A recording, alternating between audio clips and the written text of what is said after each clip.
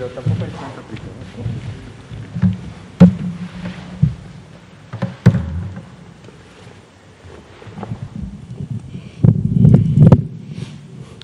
Muy buenas tardes con todas y con todos.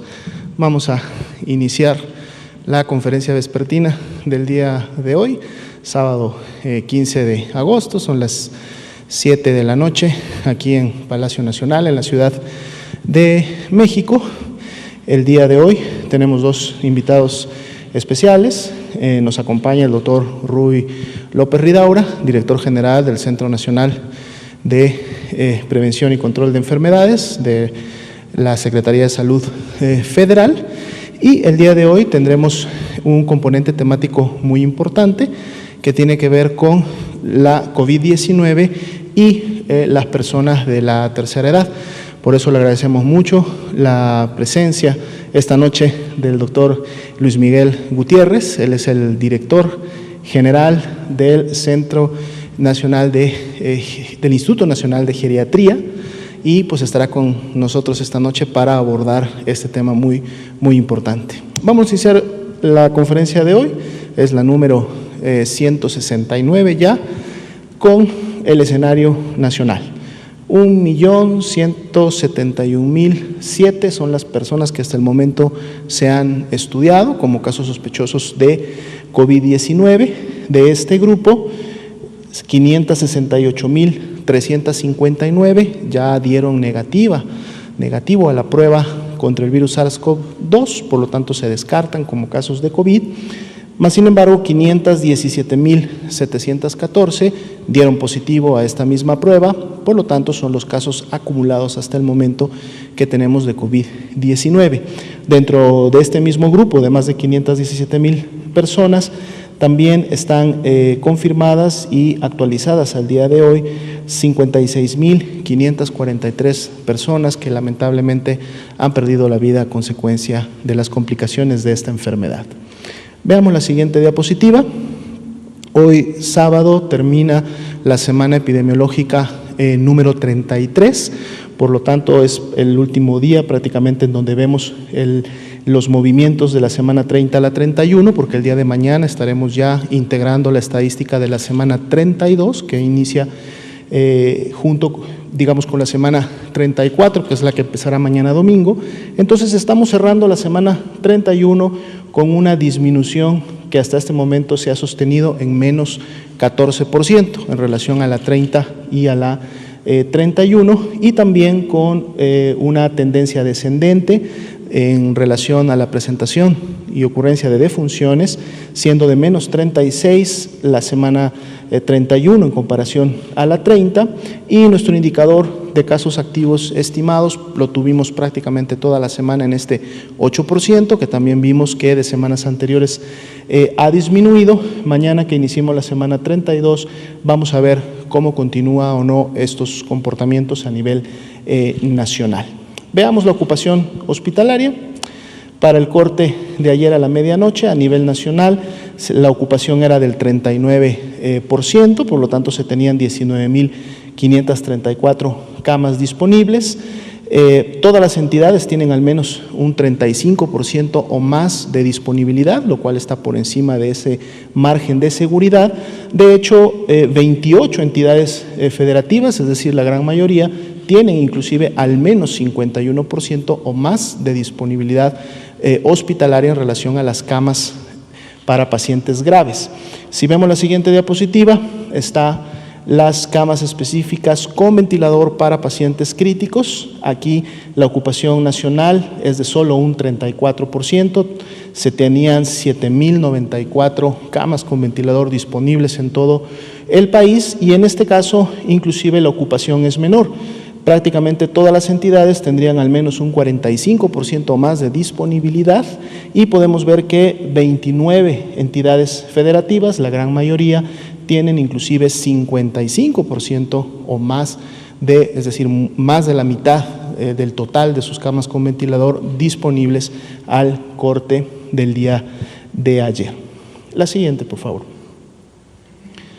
El día de ayer se actualizó el semáforo de riesgos COVID-19, el cual entra en vigor precisamente en la semana 34, inicia vigor el día lunes. Esto es porque una vez anunciado, que fue el día de ayer, se dan estos días para que se puedan llevar a cabo los arreglos necesarios, sobre todo informar a la población, ustedes que nos están escuchando desde sus hogares o a través de sus servicios móviles, que puedan ustedes estar enterados si viven, por ejemplo, en los estados de Baja California Sur, Zacatecas, Nayarit, Colima, Aguascalientes o Hidalgo, estos 6 estados que el día lunes estarán con el mayor riesgo conocido que tenemos, que es precisamente el máximo, por lo tanto este representa el color rojo, y el riesgo lo que representa es precisamente uno, por un lado, de poder contagiarse y tener COVID-19,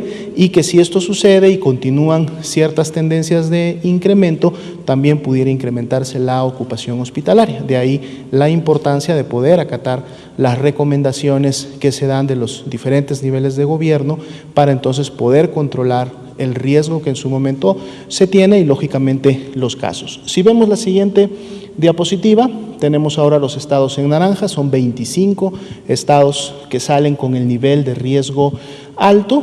También hay recomendaciones específicas para este color, y si vemos la siguiente diapositiva, tenemos por primera vez desde que inició el semáforo de riesgo COVID, un estado, que en este caso es el estado de Campeche, el que obtiene el nivel de riesgo medio, que está ejemplificado por el color amarillo.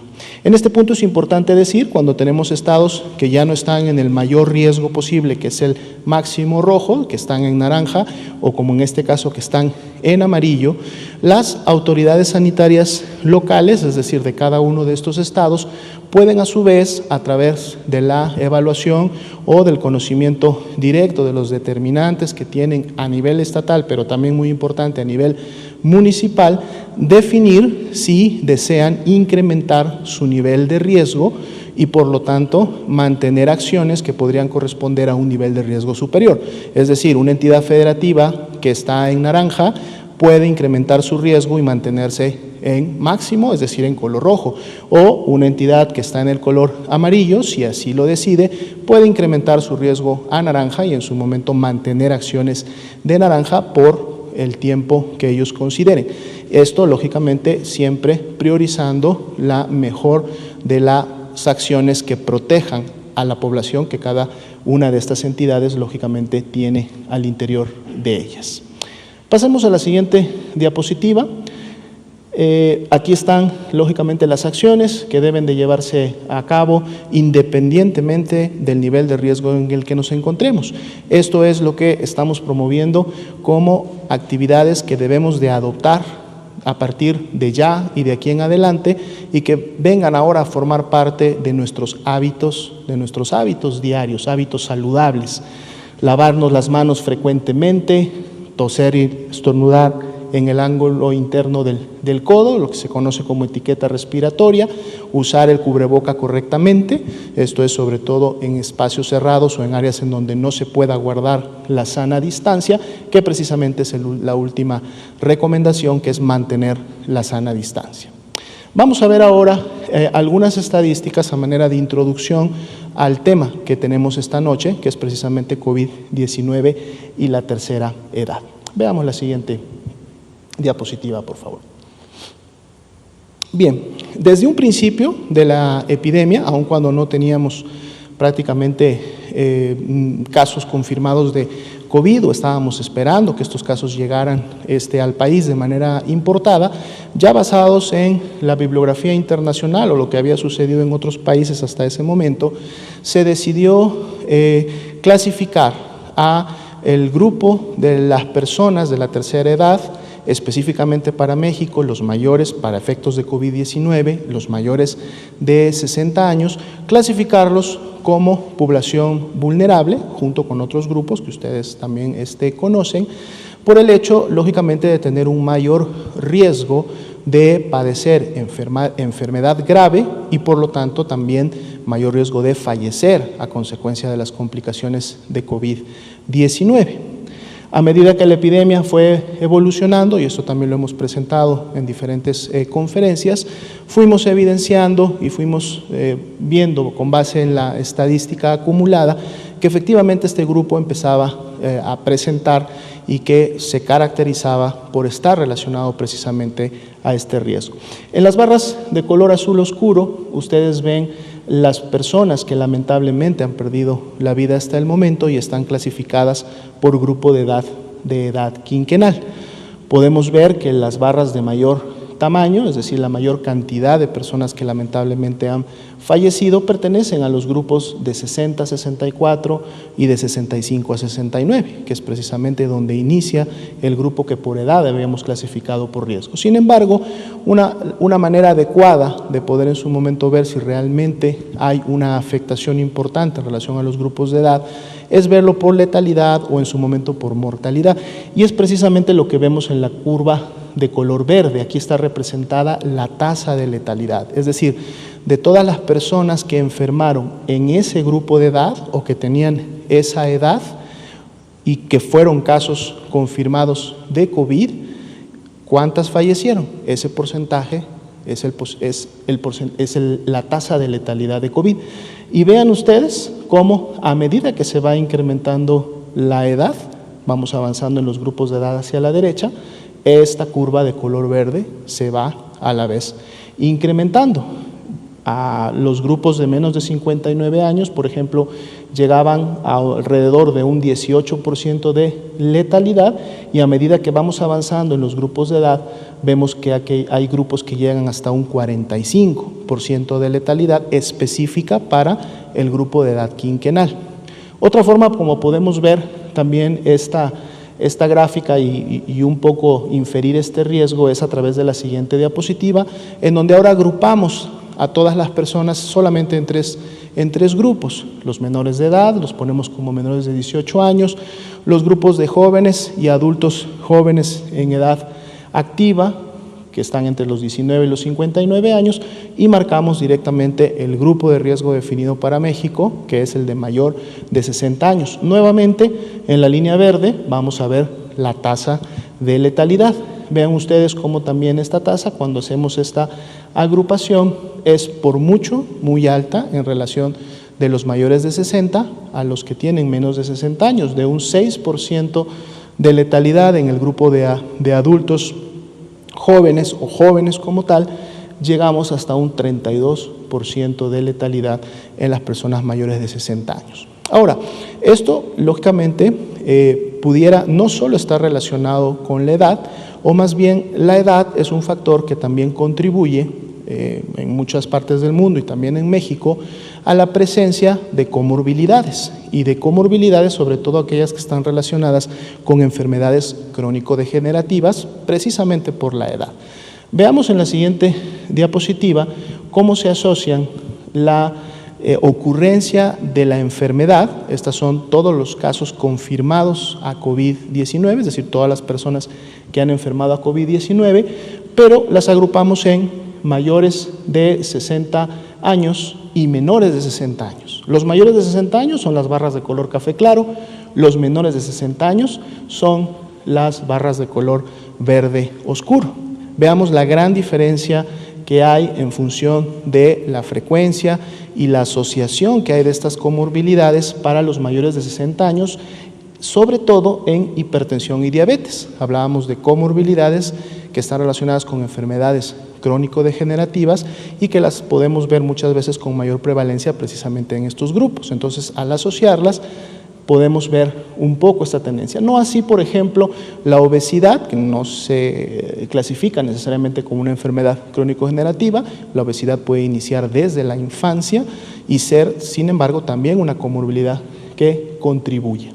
En el caso de POC también vemos una diferencia importante, 6 contra 1%, la enfermedad cardiovascular 5 contra 1, la insuficiencia renal crónica 4 contra 1%.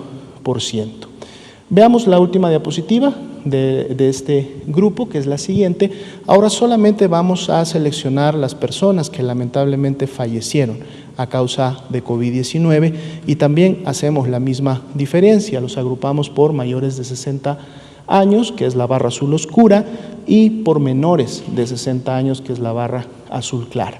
Y aquí en las defunciones, que sería la peor complicación, el peor desenlace de la enfermedad, vemos cómo también la hipertensión y la diabetes tienen una mayor frecuencia de presentación en los mayores de 60 años. No así la obesidad o algunas otras de las enfermedades que estamos viendo, destacando sí la enfermedad cardiovascular, que también es una enfermedad que mantiene una alta prevalencia en los grupos de mayores de 60 años. Entonces, esto como una introducción con información de lo que ha sucedido hasta el momento en la epidemia de COVID en México a este grupo de edad, para que podamos pasar al componente temático, donde le doy la palabra al doctor Ruy López Ridaura para que nos introduzca el tema. Muchas gracias, doctor José Luis Salomía. Buenas noches. Nuevamente, pues aquí con el gusto de estar presentando en la conferencia vespertina. Yo soy el doctor Ruy López Ridaura, director del Senaprece, y me da un enorme gusto el poder coordinar y presentar un poco de manera más extensa al doctor Luis Miguel Gutiérrez, quien ha sido una pieza clave también para la parte de planeación que hemos tenido dentro del Senaprece en el programa de adultos mayores. El doctor Luis Miguel Gutiérrez,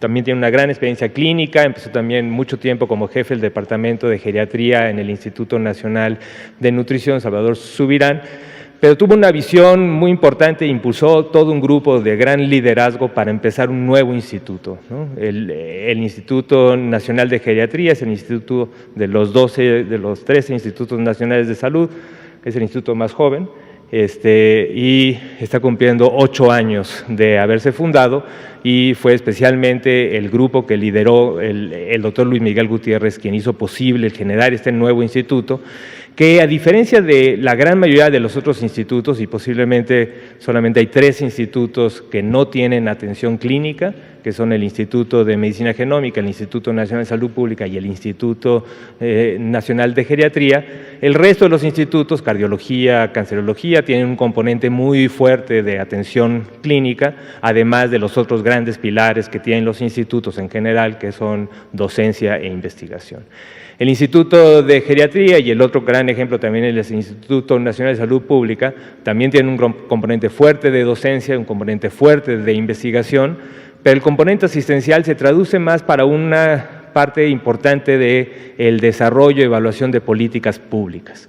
Y por eso es que el tener y el contar un grupo como el que está ahora en el Instituto Nacional de Geriatría, pues nos ha sido de gran utilidad, porque no solamente es un grupo sólido en formación y en visión, sino también he tenido la capacidad de tener vínculos con diferentes grupos nacionales e internacionales y una gran experiencia para poder definir estas prioridades. Y fue así como, no sé si en la diapositiva previa,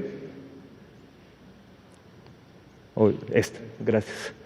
Y fue así como nosotros, desde que iniciamos en Senaprece, en la planeación de los nuevos programas, en Senaprece tenemos, y desde hace muchos años tenemos un programa dedicado a adultos mayores, que era parte del programa de adultos y ancianos que tenemos desde hace ya muchos años, y decidimos un poco darle un poco más de fuerza al programa de adulto mayor. Los programas de adulto mayor, tenemos en el Senaprece la rectoría, tenemos muchas de las atribuciones que nos permite ir definiendo prioridades y acciones dedicadas al adulto mayor, y tenemos también nuestros pares y programas similares en cada una de las entidades federativas.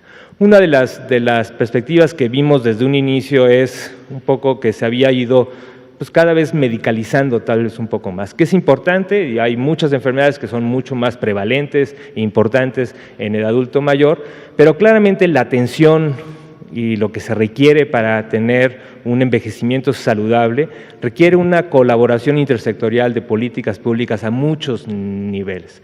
Y si vemos al adulto mayor como solamente como una persona que lo único que pasa o lo que más le pasa es que tiene más problemas, que ya lo vimos también con los datos que presentó el doctor José Luis Salomía, que tiene más problemas de salud, pues estamos perdiendo muchos otros componentes del bienestar general que requiere una persona adulta mayor para poder tener este estado pleno de funcionalidad, de muchas otras necesidades que requiere para su vida diaria.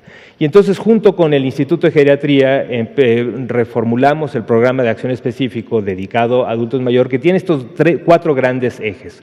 Un componente muy importante sobre prevención, especialmente sí ligado mucho a las enfermedades crónicas. Digo, gran parte de los componentes que hace a una persona adulta mayor frágil y con mayor posibilidad de tener poca capacidad funcional o poca capacidad cognitiva es precisamente la prevalencia de estas enfermedades crónicas de las que hemos hablado ya en múltiples ocasiones. Entonces, el dar un continuo, el tener claro que para poder prevenir, para poder tener un envejecimiento saludable hay que tener un buen control de las enfermedades crónicas o prevenir las enfermedades crónicas es una parte muy importante. Pero otra parte muy importante es también fortalecer la atención primaria de la salud. Esto también lo hemos venido platicando y también cuando les vine yo a presentar lo de la estrategia del COVID comunitario, era esta necesidad de tener un primer nivel fortalecido en este esquema de atención primaria de la salud mucho más cercano a las personas.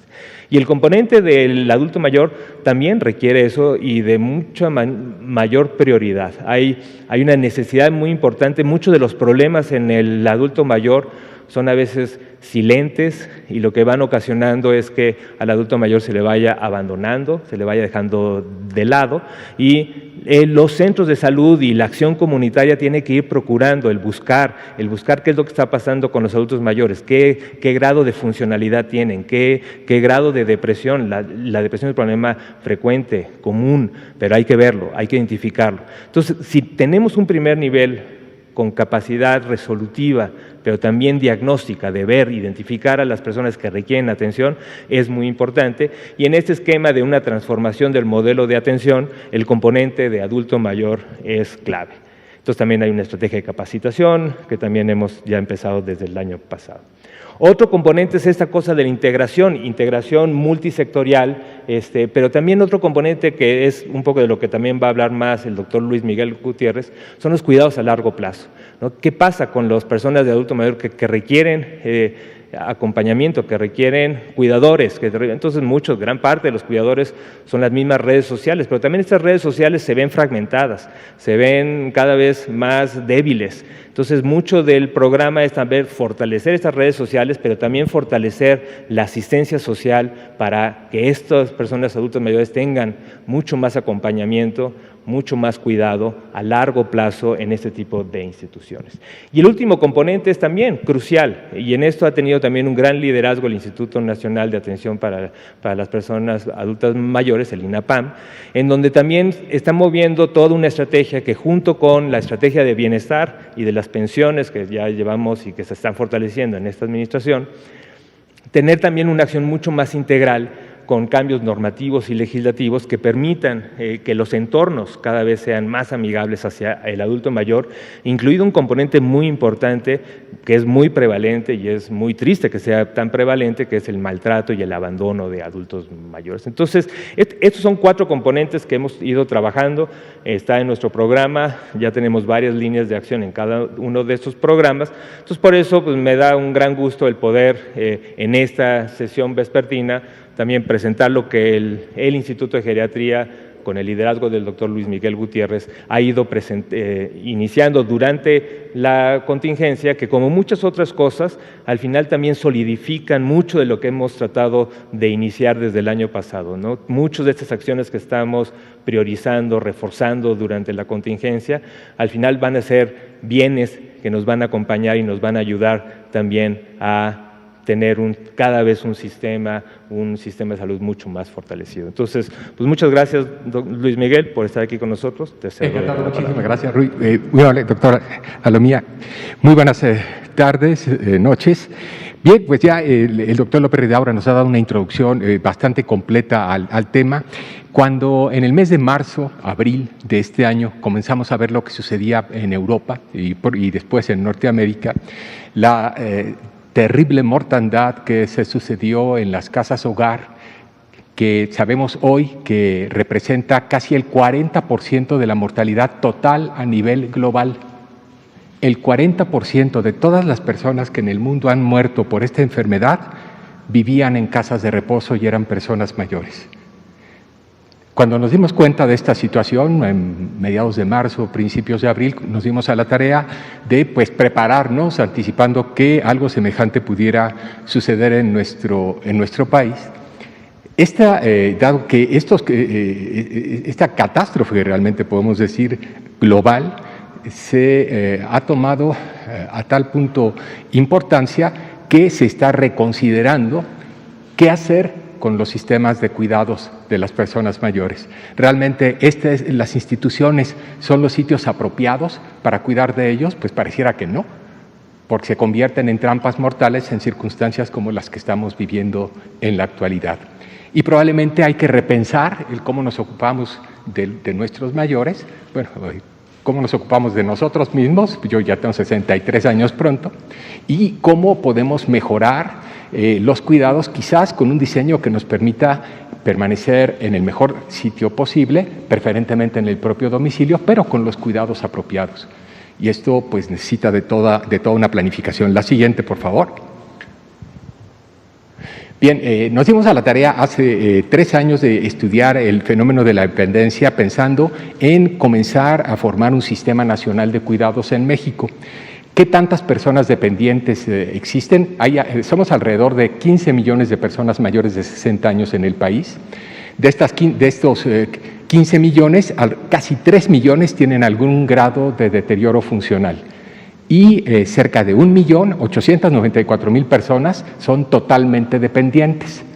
Pero aquí lo más serio, lo más grave, es que de las personas mayores dependientes, solamente 40% reportan tener alguien que les auxilie de manera suficiente. El 60% no tienen suficiente apoyo para sus actividades de la vida diaria. La siguiente, por favor. ¿Cómo estamos en México en este sentido? Como tal, un sistema nacional de cuidados no existe en el país. Son muy pocos los países en la región. De hecho, en Latinoamérica, el único país que tiene un sistema formal de esta naturaleza es el Uruguay. Hay otros que tienen varios intentos y que vamos avanzando más o menos al mismo ritmo, pero es muy importante señalar que la diferencia quizás de lo que hemos observado en México con respecto a otros países es que menos del 1% de las personas que viven con discapacidad están en residencias. El 99% de las personas mayores dependientes en México siguen viviendo en sus domicilios, lo cual no quiere decir que estén en buenas condiciones, ya lo he dicho antes, hasta el 60% carecen del apoyo que sería necesario. Dada esta circunstancia y dado que las familias tienen pocos conocimientos básicos en el cuidado de las personas mayores con dependencia, que incluso los profesionales de la salud son raros aquellos que cuentan con competencias profesionales específicas, pues es necesario comenzar a forjar todo un grupo, todo un contingente de profesionales organizado que pueda avanzar en el desarrollo de un sistema de esta naturaleza. Hemos venido desarrollando las bases para las mejores prácticas, tenemos varios grupos de trabajo al respecto y hemos propuesto ya un modelo de cuidados desde octubre pasado. La siguiente, por favor. No voy a detallar eso el día de hoy, pero creo que es importante prestarle atención porque ustedes pueden ver cómo van las proyecciones y esto es en base a la Encuesta Nacional sobre el Envejecimiento en México. Esta es una encuesta que venimos haciendo desde hace 20 años, son datos muy sólidos, seguimos a 20,000 mexicanos a nivel nacional, hemos hecho 6 olas de evaluación y a partir de esto podemos hacer proyecciones muy precisas de lo que está sucediendo y de lo que podemos esperar, que para el 2050 representa la duplicación del número de personas dependientes, por lo menos 2 millones de personas totalmente dependientes. La siguiente, por favor. De cualquier manera, si bien solo el 1% de las personas mayores en México viven en instituciones, pues no deja de ser un número importante. Estimamos que rebasan las 40,000 personas en total.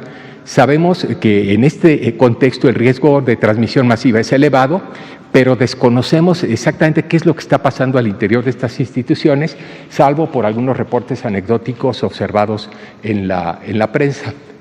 Pero sabemos que la capacidad de estas instituciones, o intuimos, suponemos, y de hecho ya nos hemos aproximado a esto y les voy a mostrar de qué manera, no tienen ni los recursos ni la capacitación suficiente para poder hacer frente a la problemática. Entonces, conscientes de ello, desde el mes de marzo nos dimos a la tarea de trabajar. La siguiente, por favor. Y desarrollamos primero una iniciativa que llamamos de medición y seguimiento de la preparación y respuesta local a la pandemia en instituciones de cuidados a largo plazo. Esto lo lanzamos en abril. Comenzamos a hacer un registro de las instituciones a partir de los datos que en INEGI nos hacían ver que había 1,069 instituciones en todo el país. Hoy sabemos que hay cerca de 1,800. Pudimos a través de estos meses identificar a 700 instituciones más de las que el INEGI tenía registradas. Hemos establecido contacto telefónico o por correo electrónico con la mayor parte de ellas. No hemos recibido respuesta de la totalidad, pero tenemos ya un registro de estas instituciones desde la fase 2 de la epidemia. La siguiente, por favor. Tenemos al momento, les decía, un censo integrado ya con 1,700 instituciones, 400 han sido ya encuestadas, respondieron a un cuestionario para evaluar su estado actual respecto a la situación de la pandemia. Pronto estaremos presentándoles estos resultados. Aquí solo hay datos muy preliminares. Nos sorprende que ya para ese momento 328 instituciones ya habían recibido alguna formación para responder a la pandemia. Pensábamos que iba a ser mucho menor el número de instituciones que tuvieran nociones al respecto. Por lo menos nos lo reportan. Habría que ver hasta qué punto realmente son competentes. Eso no lo podemos asegurar. La siguiente, por favor. Y con el propósito de seguir avanzando en este sentido, desarrollamos una aplicación en conjunto con el CICES, el Centro de Ciencias de la Computación de la Universidad de Baja California.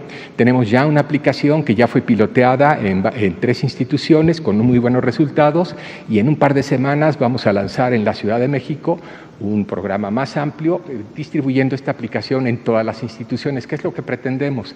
El sistema permite incorporar información individual de las personas, un seguimiento ordenado de la sintomatología y el establecer un reporte oportuno. Y esta aplicación está además dentro de un sistema de geolocalización que nos permitiría tener una noción de dónde esto está ocurriendo con mayor frecuencia. Entonces, el sistema es bastante interesante, hasta ahora nos está dando buenos resultados y pensamos que antes del final de este año lo habremos distribuido a la totalidad de las instituciones con las que tenemos contacto, esperando que tengan la respuesta que de ellos necesitamos para poder llenar la información, y estamos desarrollando un sistema muy ágil que basta con fotografiar la información que ha sido obtenida a mano para que la capture el sistema sin necesidad de meterla manualmente, lo cual lo hace mucho más ágil. Se puede registrar a mano y al final del día se fotografía, el sistema lo captura y esto lo hace mucho más sencillo. La siguiente, por favor. Y de hecho, esto forma parte de una iniciativa que estamos preparando en conjunto con la Universidad de Manchester, concursando por un fondo interesante del Newton Fund, esperando obtener recursos para poder hacerlo a mayor escala. Simultáneamente antes de este curso, desarrollamos junto con el Seguro Social un primer, que le llamamos MOOC, un curso masivo, y este curso masivo tuvo tal éxito, antes de 2 semanas teníamos 25,000 participantes, que dijimos, no, pues necesitamos algo más en forma. Y a principios de junio nos dimos a la tarea de desarrollar este curso, que es un curso en línea de 20 horas. Al momento presente ya llevamos 5 semanas. Cada semana abrimos una nueva generación. Está dirigido a los profesionales que trabajan en instituciones de cuidados de largo plazo. Si me da la siguiente, por favor. No tiene ningún costo, por supuesto. Y de las 5 emisiones que llevamos, han egresado ya 765 personas. Las evaluaciones efectuadas al inicio y al final del curso dan fe del progreso que alcanzan durante la experiencia. En general, parece que está dándonos buen resultado, hay una buena satisfacción de quienes lo siguen y esperamos que esto también aplique. Este curso, además, está basado en una estrategia de segmentación de las zonas al interior de las instituciones y todo un manual de procedimientos del cual dotamos a las instituciones y que estaremos presentando al público en un par de semanas, el día 26 de agosto, en un webinar que vamos a anunciar, donde vamos a abrir a la comunidad, a lanzar la aplicación y a invitar a un mayor número de instituciones a incorporarse. La siguiente, por favor. A lo largo también de estos meses hemos producido una serie de documentos porque estamos conscientes de que en realidad el verdadero reto está en la población en general, en las personas mayores dependientes que permanecen en su domicilio, muchas de ellas en condiciones difíciles, y aún quienes en buenas condiciones permanecen aislados, puesto que el aislamiento social repercute en forma negativa sobre la salud, sobre el bienestar, sobre el ánimo de todo mundo y quizás más de las personas mayores. Y por esto hemos desarrollado también toda una serie de documentos orientados, por una parte, a la información, por otra, a la rehabilitación de las personas afectadas por la enfermedad, pero sobre todo a la prevención y los cuidados de las personas mayores y qué es lo que en el domicilio debemos hacer. Todo esto puede descargarse desde nuestro repositorio del Instituto Nacional de Geriatría. La siguiente, por favor. Y ustedes pueden ver también, además de los documentos precedentes que son relativamente extensos, pues 3-4 páginas, tampoco es difícil de leer, pero pensamos que siempre es importante tener información ágil, fácil de consultar, sencilla, atractiva, y tenemos también 23 infografías sobre la temática que en general compete a esta condición, pero con una particular preocupación en el bienestar de quienes permanecen confinados en su domicilio, invitándolos además, y por eso pues yo mismo creo que mis canas combinan con el cubrebocas, pero no todas las personas mayores lo creen así, y estamos insistiendo en la necesidad de que se protejan y que mantengan realmente el distanciamiento, porque ustedes han visto con los datos que nos han sido presentados hasta qué punto estamos expuestos quienes tenemos más de 60 años con respecto al común de la población y más si estamos además afectados por alguna enfermedad crónica o degenerativa. La siguiente, por favor. A lo largo de todo este proceso, además, se atravesó una circunstancia, algo que veníamos trabajando desde hace.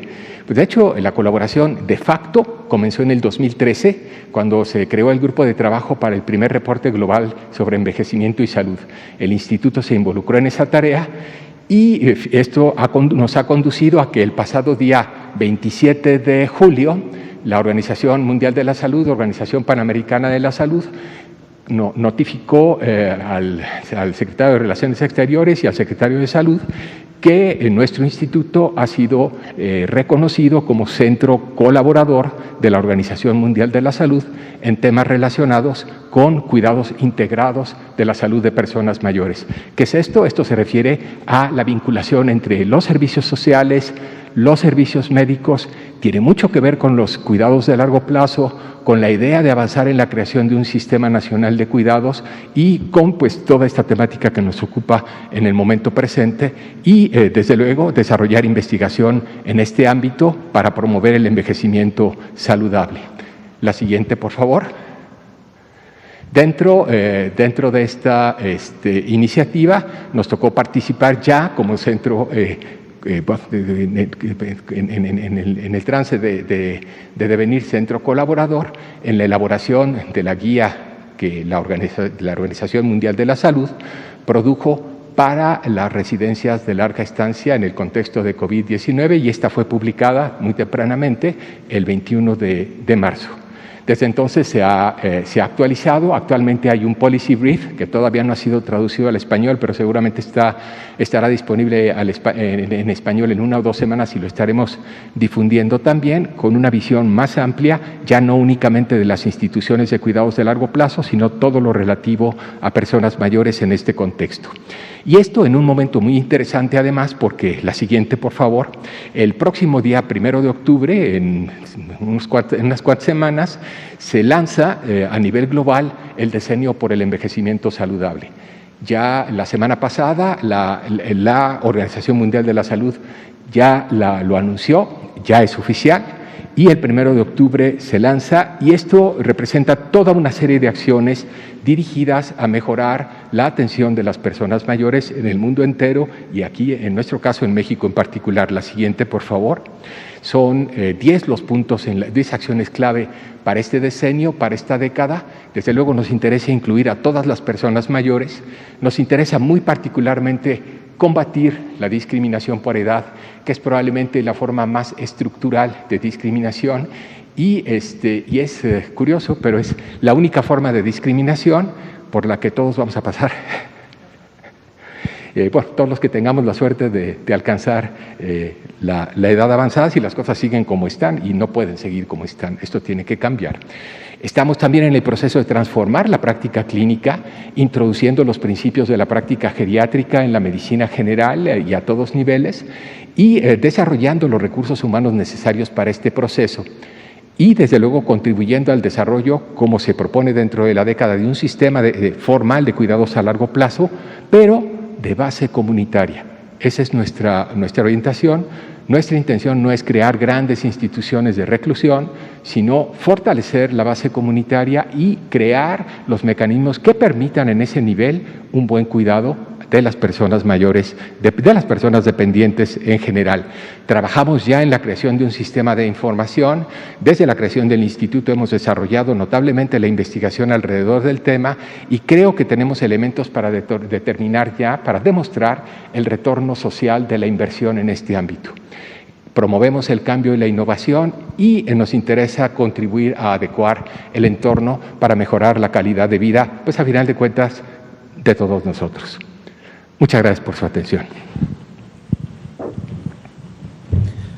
Muchas gracias, doctor Gutiérrez, por haber compartido con nosotros esta noche tan importante información sobre todo estas actividades, estos esfuerzos de intervenciones que se están realizando en esta población de adultos mayores. Reiteramos la invitación que hace el doctor Gutiérrez a todas las personas que nos están viendo de poder visitar la página oficial del Instituto Nacional de Geriatría, poder descargar los materiales que ahí se encuentran, poder revisarlos a profundidad, no solamente para los grupos de adultos mayores, sino para todos aquellos que estamos en los diferentes grupos de edad y que podemos contribuir de manera directa a una mejor calidad de este grupo de edad, tanto en materia de prevención, de atención, seguimiento y específicamente en el caso del Instituto en la rehabilitación también.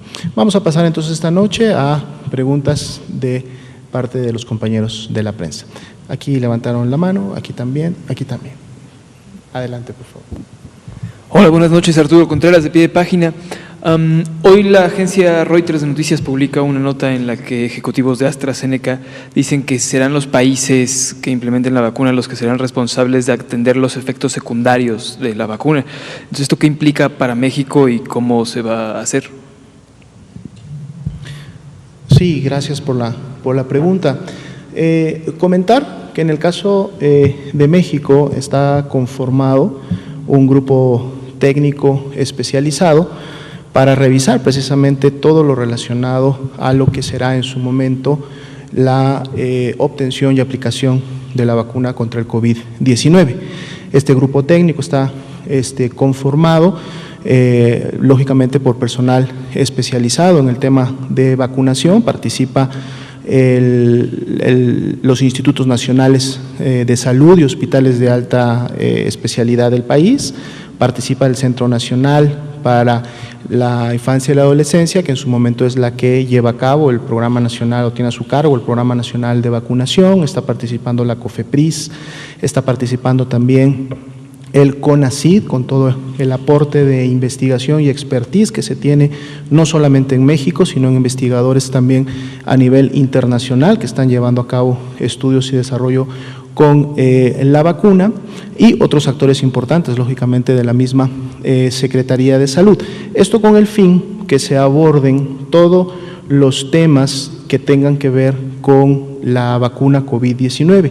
Lo más importante, dado que todavía no existe en este momento una vacuna que haya completado todas las fases de desarrollo y que por lo tanto haya demostrado su utilidad en o la prevención del desarrollo de la enfermedad, o mejor aún, que prevenga la enfermedad grave, en este caso de COVID-19, precisamente se necesitará dar un seguimiento muy cercano a los diferentes desarrollos que hasta el momento se tienen.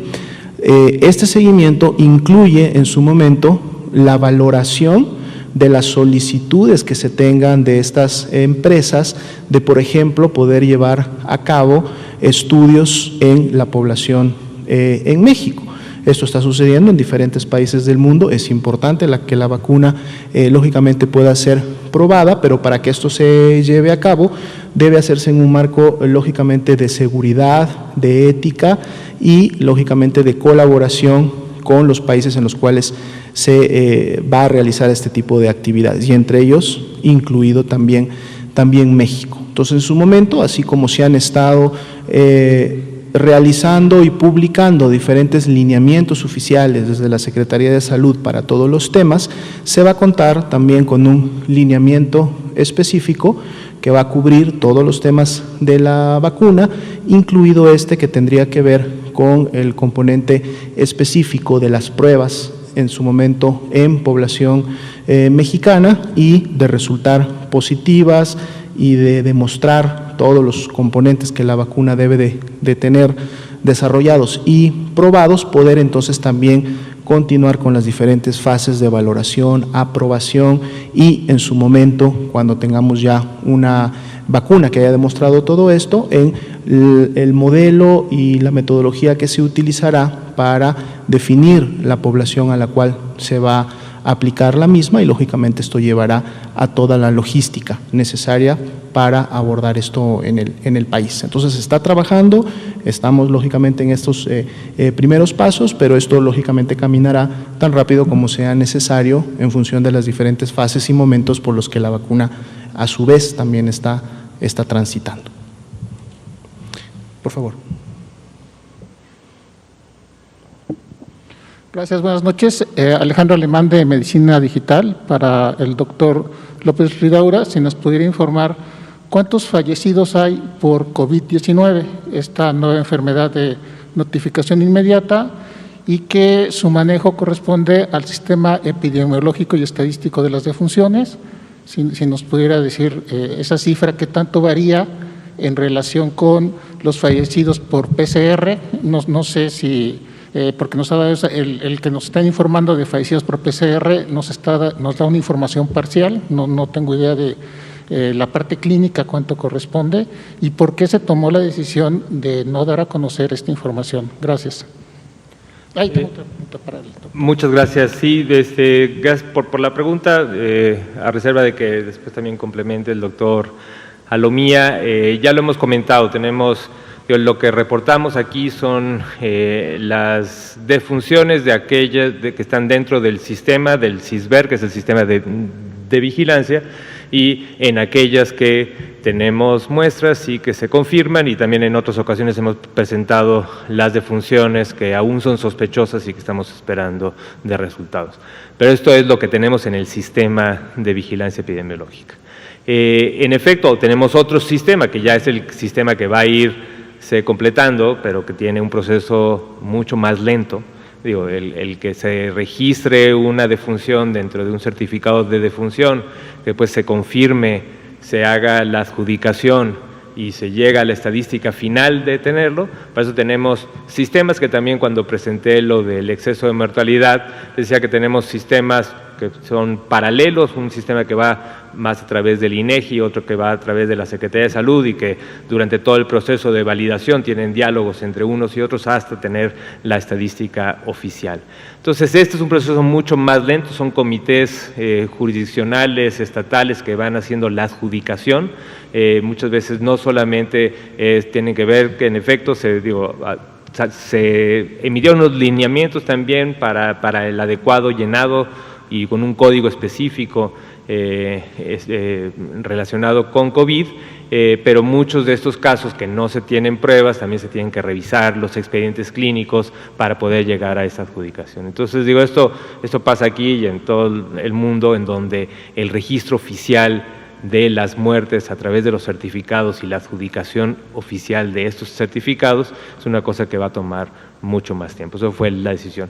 Y lo que anunciamos ya hace 10 días fue la estadística del exceso de mortalidad, que no depende tampoco de los certificados, depende de las actas de defunción, y lo único que está tomando es el total de defunciones y su contraste con lo que se hubiera esperado de acuerdo a lo observado en los últimos 5 años, ¿no?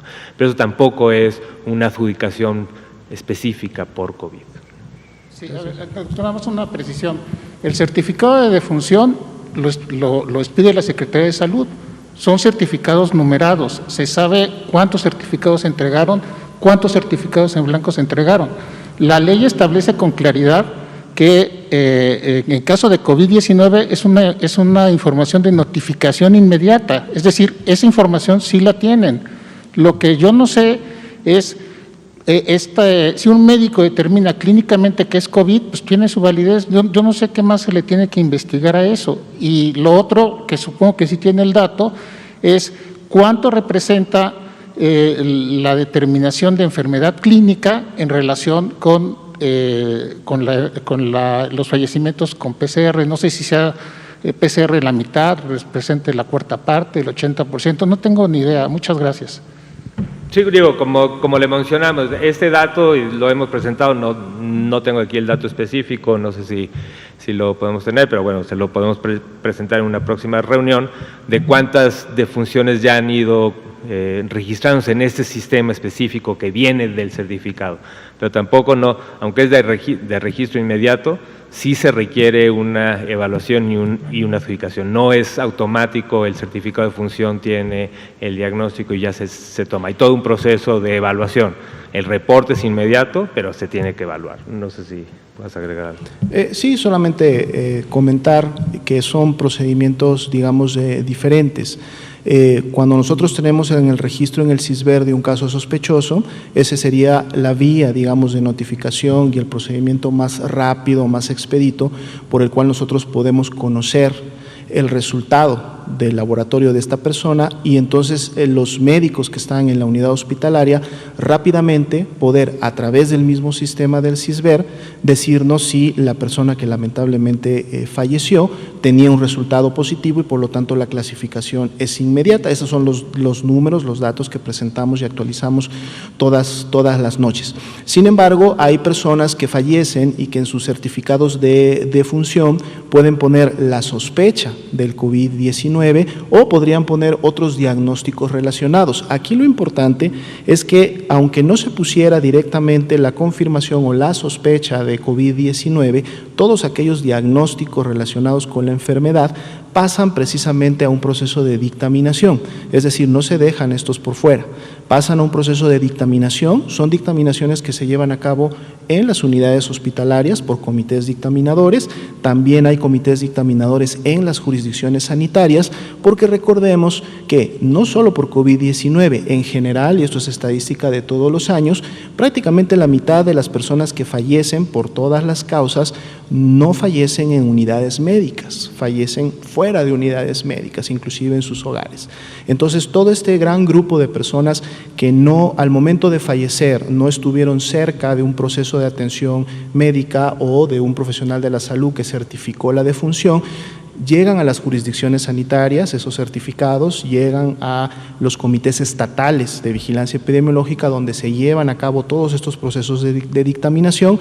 Esta es la vía que toma un poco más de tiempo, porque se requiere que estos grupos sesionen, revisen no solamente el certificado, revisan toda la información, el expediente clínico, si fue atención médica, el registro del perito, del médico legista, si fue una defunción fuera, y entonces dictaminan, y de estos comités dictaminadores también tenemos estadísticas que en su momento van a estarse sumando a la estadística oficial, pero justo es este proceso el que lógicamente demora un poco más, pero que tarde que temprano siempre termina integrándose. De hecho, esa es la razón, y no solamente en COVID-19, en todos los tipos de enfermedades, que el INEGI, quien es que lleva la estadística oficial de la mortalidad en el país, y no solo sucede esta demora en México, sucede en todos los países que llevan este tipo de registros, el registro oficial de la mortalidad puede en su momento demorarse hasta 1 o 2 años inclusive para poder tener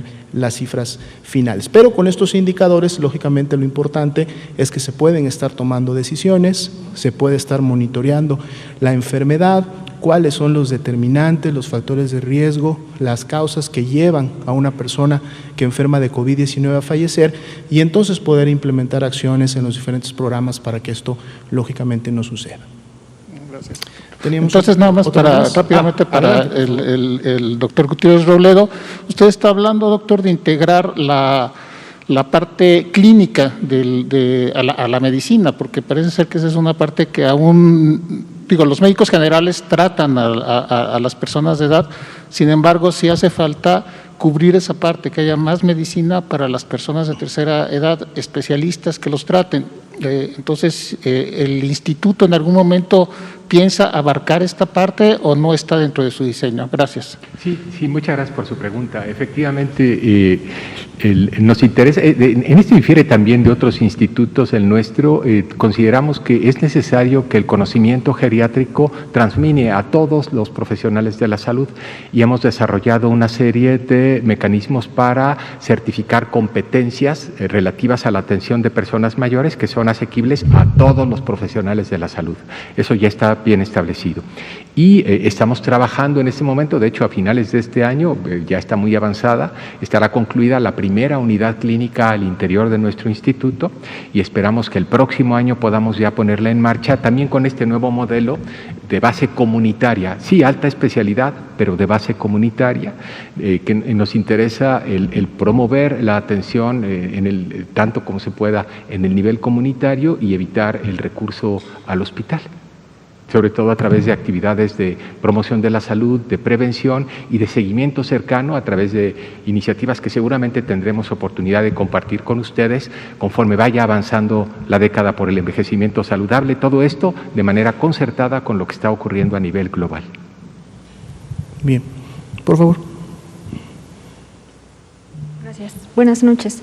Doctora Lomía, quiero preguntarle cuántas personas mayores de 60 años han fallecido por COVID-19 a la fecha y cuántas se han contagiado, únicamente los mayores de 60 años. Y doctor Gutiérrez, quiero preguntarle, sé que esta encuesta la están realizando apenas en las instituciones, en las residencias, pero en estos primeros datos preliminares, ¿han tenido señales de alarma, de contagios dentro de las residencias? ¿Cómo están atendiendo a los adultos mayores que se contagian en estos lugares? Por favor. Hasta ahora la información que hemos tenido es un cuestionario muy sencillo, porque necesitamos primero establecer esa vinculación y ir profundizando gradualmente en la obtención de información. Yo creo que conforme avancemos en el proceso e introduzcamos la aplicación, podremos tener datos muy precisos. En la actualidad lo que le puedo decir es que estamos sorprendidos porque nos encontramos en una situación bastante menos mala que la que anticipábamos en términos de conocimientos básicos acerca de cómo hacer frente a la problemática.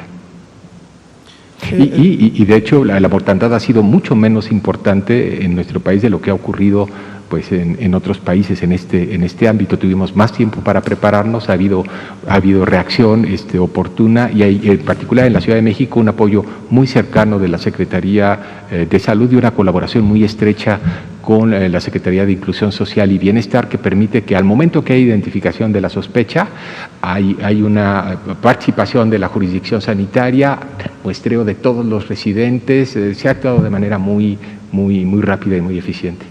Gracias. Buenas noches. Doctora Lomía, quiero preguntarle cuántas personas mayores de 60 años han fallecido por COVID-19 a la fecha y cuántas se han contagiado, únicamente los mayores de 60 años. En relación a los números, de hecho, están presentes en la diapositiva que expusimos hace unos momentos. Las personas mayores de 60 años que lamentablemente han perdido la vida hasta el momento han sido 33,000 aproximadamente, y las personas que han, de este mismo grupo de edad, es decir, mayores de 60 años que han enfermado de COVID-19, están alrededor de los 100,000. Bien, dado que son exactamente las 7:59 de la noche, agradecemos a todos por su asistencia y agradecemos también a la población por habernos prestado atención. Recordemos siempre que la epidemia de COVID-19 continúa. Si bien es cierto, hemos tenido señales de que en la mayoría de las entidades federativas esté empezando a tener un control y estén empezando a presentarse las primeras semanas de descenso, lo importante es todavía no bajar la guardia, mantener las acciones de prevención de la enfermedad para que entonces este descenso realmente pueda continuar semana con semana y podamos en un momento determinado estar lógicamente saliendo de la mayor carga de enfermedad en estas últimas semanas. Muchas gracias a todos, tengan buenas noches.